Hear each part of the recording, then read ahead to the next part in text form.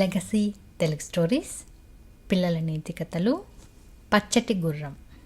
ఓ రోజు బీర్బల్ని తీసుకుని వేటకు వెళ్ళాడు అక్బర్. చుట్టూ ఉన్న ప్రకృతి అందాన్ని చూసిన బీర్బల్ మైమరచిపోయి, ఈ పచ్చటి చెట్లు, పచ్చటి కొండల మధ్య పచ్చటి గుర్రంతో వెళితే ఎంత బావున్నో అన్నాడు.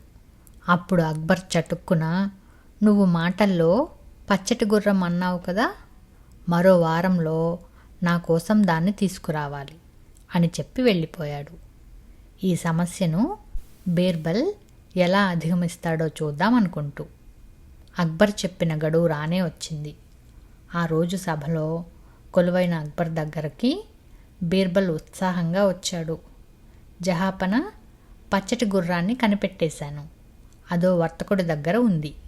కాకపోతే అతను స్వయంగా మీరొస్తేనే ఇస్తానంటున్నాడు అని చెప్పాడు. దాందేముంది, అరుదైన గుర్రం కోసం ఆ మాత్రం రానా అన్నాడు అక్బర్ సింహాసనం నుంచి పైకి లెగుస్తూ.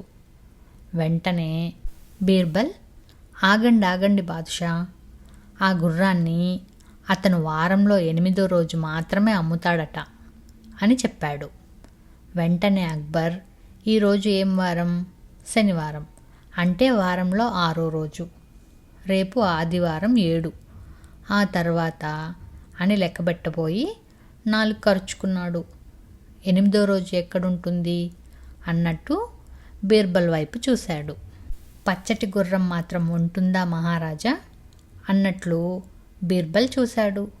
స్వయంగా తన హుకుం అయినా సరే అది అసాధ్యమైన విషయమని సున్నితంగా చెప్పిన బీర్బల్ తెలివిని అక్బర్ మెచ్చుకున్నాడు.